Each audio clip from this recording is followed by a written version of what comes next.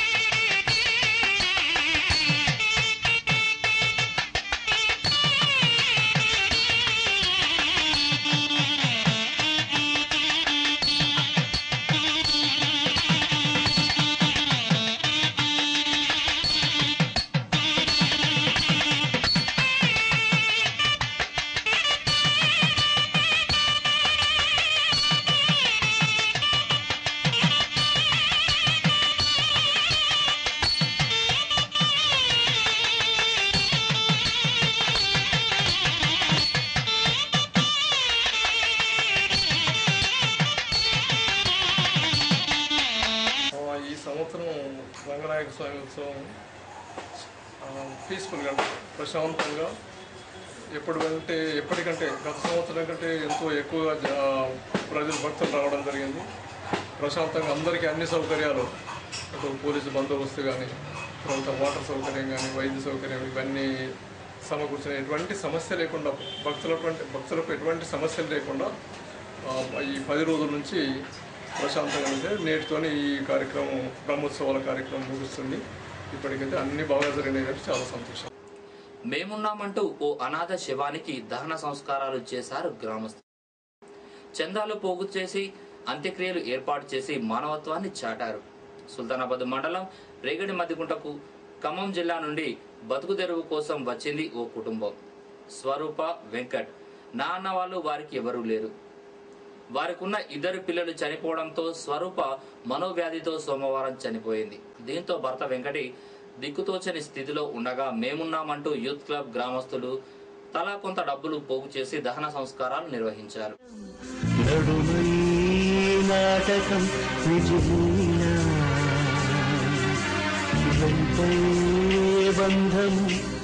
రక్త సంబంధము తోడుగా రాదుగా తుదివేళ మరణమనేది ఖాయమని మిగిలెను కీర్తి ఖాయమని నీ బరువు నీ పరువు మోసేది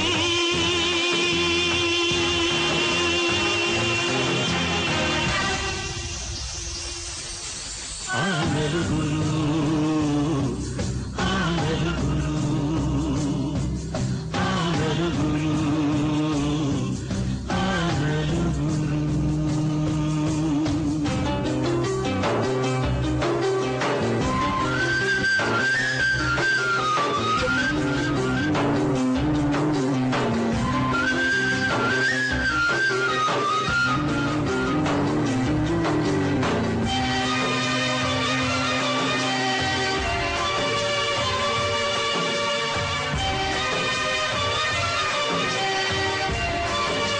బస్ స్టాండ్కి వచ్చేలా చనిపోగానే ఇక మళ్ళీ ఎవరింటికి ఒకటి ఏందని చెప్పి అన్ని బస్ స్టాండ్లు వేసుకోమంటే ఊరంతా యూత్ అన్ని కులాలలో అందరం సహకరించి ఒక 10,000 రూపాయలు చందాలు అయినాయి.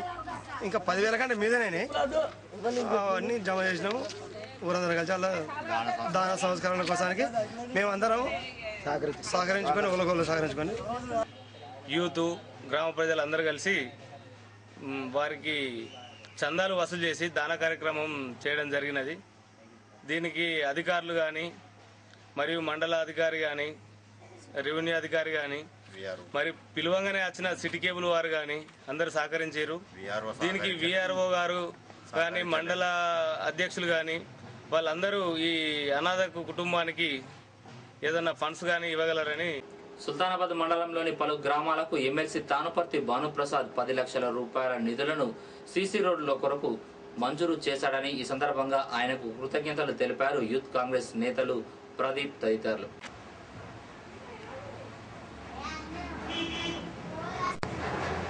మన సుల్తానాబాద్ మండల నియోజకవర్గానికి చెందినటువంటి గ్రామాల్లో మొదటిగా చిన్న కాలువలో 2 లక్షలు కేటాయించడం జరిగింది.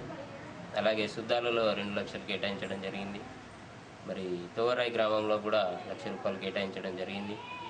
మరి అంతేకాకుండా సుల్తానాబాద్ గాంధీనగర్లో కూడా 2 లక్షలు కేటాయించడం జరిగింది. కుదురుపాకలో కూడా 2 లక్షలు కేటాయించడం జరిగింది.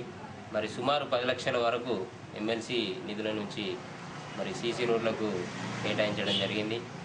ఇందుకు గాను ఎమ్మెల్సీ భానుప్రసాద్ రావుకు ప్రత్యేకంగా సుల్తానాబాద్ మండల ప్రజల తరఫున ప్రత్యేకంగా కృతజ్ఞతలు తెలియజేస్తున్నాం. ఇవే బులెటిన్ విశేషాలు. మరో బులెటిన్లో మళ్ళీ కలుసుకుందాం. నమస్కారం.